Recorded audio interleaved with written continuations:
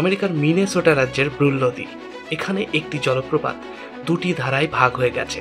একটি ধারা খুবই স্বাভাবিকভাবে নিচে পড়ছে এবং মূল নদীর স্রোতের সঙ্গে মিশে যাচ্ছে, কিন্তু অন্য ধারাটি একটি বিশাল গোল গর্তের মধ্যে পড়ছে আর তারপর চিরতরে উধাও, যে গর্তটিকে স্থানীয়রা বলে দ্য ক্যাটেল। কিন্তু জলপ্রপাতের ভাগ হওয়া ওই অর্ধেক জল গর্তে পড়ে কোথায় যাচ্ছে তা কেউ খোঁজ পাচ্ছে না।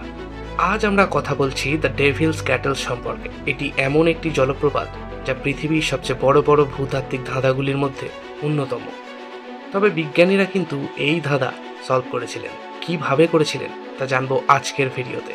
বহু কৌতূহলী মানুষ এবং গবেষকরা এই ধাঁধার সমাধান করতে গিয়ে তারা জলের সঙ্গে শত শত রঙিন পিং পং বল, উজ্জ্বল ডাই, এমনকি আস্ত কাঠের গুঁড়ি এই গর্তে ফেলে দেখেছেন। কিন্তু আশ্চর্যের বিষয় হলো, নদীর জলের তলদেশে, নদীর শাখা পোশাকায় বা অন্য কোনো জায়গায় সেই পিং পং বল বা কাঠের গুঁড়ির কিংবা উজ্জ্বল ডাই কোনো কিছুরই কোনো অস্তিত্ব খুঁজে পাওয়া যায়নি। জিনিসগুলো যেন হাওয়ায় মিলিয়ে যেত।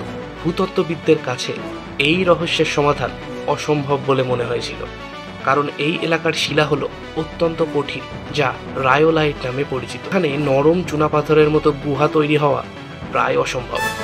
তাহলে কি জল শত শত মাইল দূরে সত্যি সত্যি লেক সুপিরিয়রের তলায় গিয়ে মিশে যেত? এই রহস্যের সমাধান করলেন মিনেসোটা ডিপার্টমেন্ট অফ ন্যাচারাল রিসোর্সের একদল বিজ্ঞানী। তারা কোনো বল বা গাছের গুঁড়ি নয়, ব্যবহার করলেন একেবারে মৌলিক বিজ্ঞান। তাদের পদ্ধতি ছিল সরল এবং নিখুঁত। বিজ্ঞানীরা জলপ্রপাতের ঠিক উপরে এবং গর্ত থেকে কিছুটা নিচে নদীর জলপ্রবাহের পরিমাণটা পরিমাপ করলেন এবং ফলাফল ছিল সম্পূর্ণ অপ্রত্যাশিত।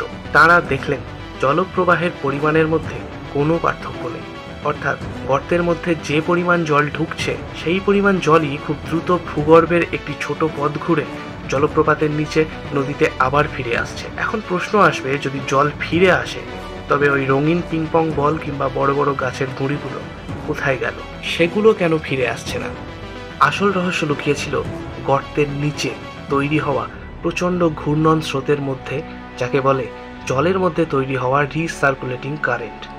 এই কারেন্টের শক্তি এতটাই প্রবল যে এটি যে কোনো রকমের প্লাস্টিক বা বস্তু কিংবা কাঠের গুঁড়ি একেবারে ভেঙে চুরে চূর্ণ বিচূর্ণ করে দিত। অন্যদিকে জলীয় অণুগুলি হালকা হওয়ার দরুন তারা ঠিকই চ্যানেলের মধ্যে দিয়ে আবার ফিরে আসতে পারে। ডেভিলস ক্যাটেল ফলস আজ আর অমীমাংসিত রহস্য নয়, বরং এটি প্রমাণ করে যে প্রকৃতির সবচেয়ে শক্ত পাথরের মধ্যেও জল তার নিজের পথ তৈরি করে নিতে পারে। ভিডিওটি কেমন লাগলো অবশ্যই জানাবেন। ভালো লাগলে like, comment, subscribe and share করবেন। ধন্যবাদ।